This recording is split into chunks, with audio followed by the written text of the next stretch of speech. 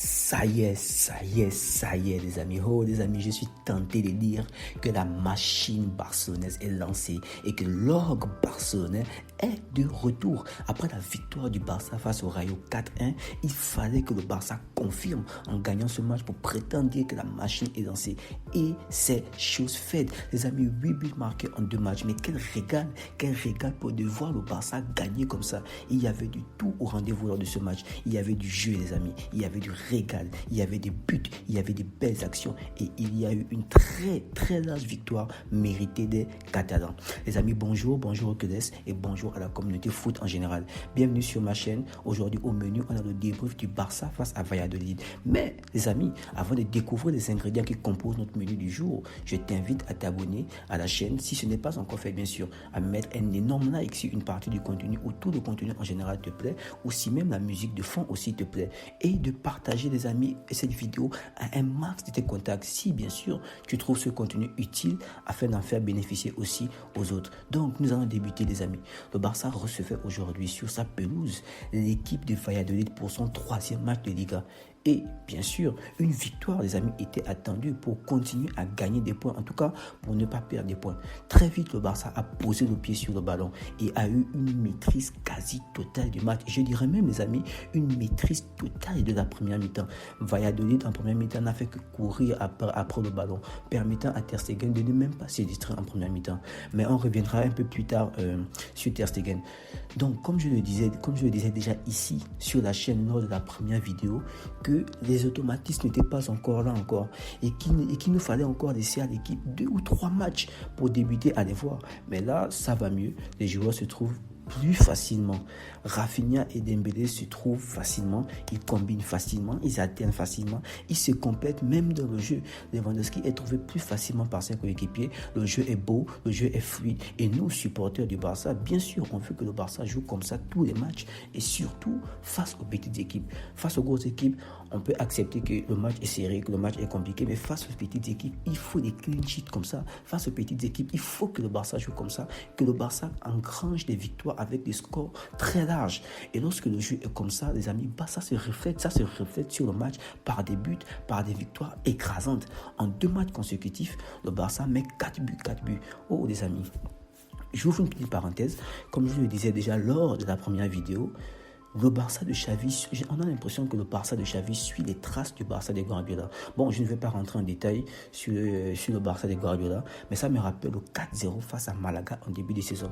Le Barça du Barça de Guardiola. Le Barça de Guardiola avait très mal débuté la saison. Après, quand la machine était lancée, c'était lancé avec un 4-0. Donc, pour ceux qui ont regardé ces matchs à l'époque, ils savent de quoi je parle. Donc, le Barça ouvre le score à la 24e minute par un but de RN9 de Robert Lewandowski, bien sûr, sur une passe forte de Rafinha. Puis il va signer un 2e doublé en 2 matchs en seconde mi-temps sur une passe de Dembélé. Il y avait des gens ici qui médisaient Lewandowski lors de ces matchs de pré-saison parce qu'il peinait à mettre son premier but et que Rafinha, lui, il a très vite marqué. Les amis, j'espère en tout cas que ces personnes-là aujourd'hui qui se régalent avec nous en voyant le festival des buts que Lewandowski est en train de faire. En tout cas, Lewandowski les a écoutés et il est en train de les exaucer en ce moment. Donc, beau match de Lewandowski qui, comme je le disais, signe son 2e doublé en 2 matchs consécutifs et sort 2 fois de suite homme du match. Ça montre l'implication de l'homme. Beau match aussi de Rafinha et Dembélé. Bon, je pense qu'ils auraient pu finir homme du match si Lewandowski n'était pas là, bien sûr. Ils auraient pu finir homme du match parce qu'ils ont sorti des très belles et des très grosses performances lors de ce match. Rafinha sortait déjà d'un match raté face à Manchester City lors du match amical, du match caritatif. Et je pense qu'il avait à cœur de sortir un bon match pour rester dans le viseur de Xavi, dans le cœur de Xavi. Et je pense que c'est chose faite. Je pense quand même que c'est chose faite au vu de ce match. Dembélé, lui, les amis, il a déjà repris les bonnes habitudes l'année dernière avec ses passes décisives. Il signe une passe décisive pour Pedri, pour le 2e but du Barça. puis une autre passe décisive plus tard pour le troisième but du Barça de Lewandowski.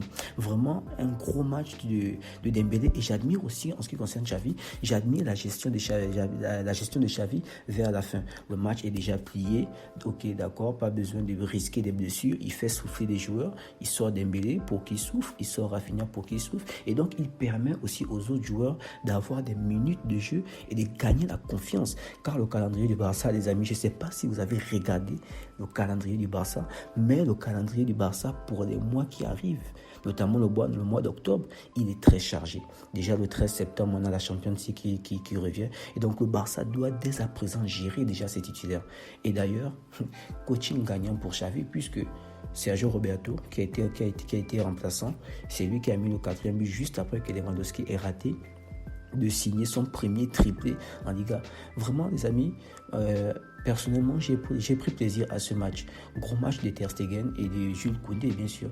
Et aussi, en deuxième mi-temps, le Barça a baissé en rythme. Parce que le match, sur une base générale, le Barça a dominé largement le match.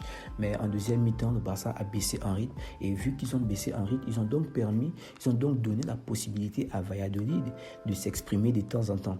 Et donc, Ter Stegen a eu à s'illustrer en deuxième mi-temps un peu plus qu'en première. Bon, déjà qu'en première, il n'a pas eu à s'illustrer.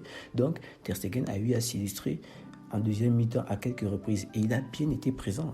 Il a bien été présent pour garder sa cage, pour montrer à Valladolid qu'il est le patron, qu'il est le boss de ses goals. Vraiment un gros match à lui, et aussi un gros match aussi à Jules Koundé qui nous a fait un gros arrêt. D'abord, plus tôt dans la journée, on a la confirmation que Koundé a été enregistré auprès de la Liga, et donc il est officiellement membre de l'équipe du Barça, et donc il peut jouer. Donc lorsque j'ai vu le 11 de départ et que j'ai vu Koundé, j'étais très content. J'étais très content de voir Koundé, mais je me demandais s'il n'allait pas trembler un peu.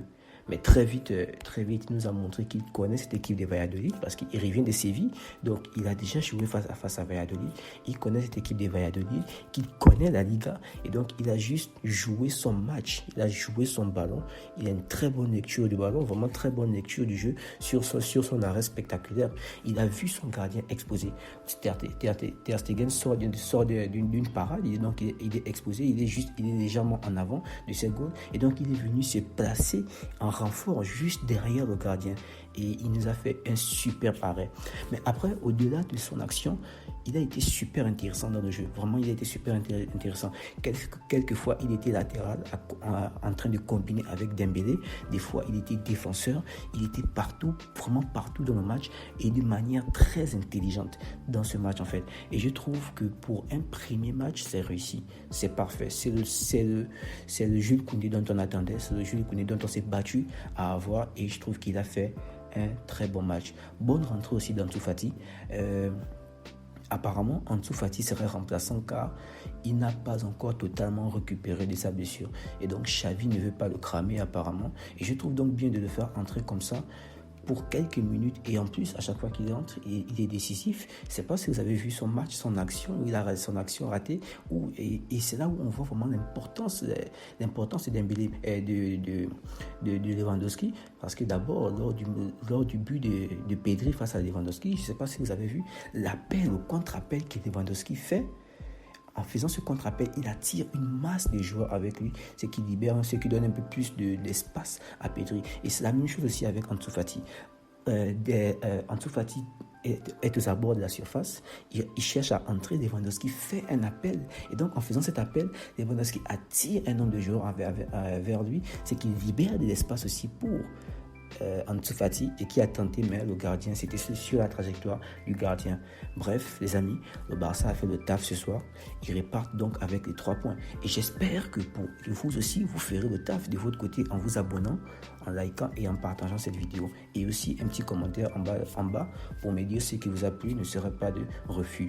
Et moi, les amis, je vous dis à la prochaine pour un nouveau débrief. Prenez soin de vous, prenez soin de vos proches, et n'oubliez pas, les amis, Mesque un club.